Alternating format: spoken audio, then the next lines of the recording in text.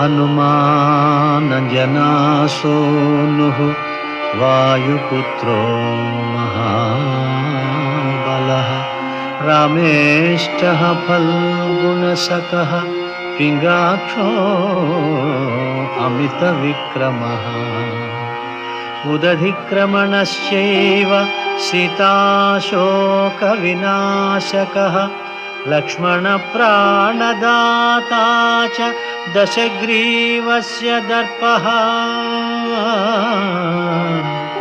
द्वादशैतानि नामानि कपीन्द्रस्य महात्मनः स्वपकाले पठेन्नित्यं यात्राकाले विशेषतः तस्य मृत्युभयं नास्ति सर्वत्र विजयी भवेत्।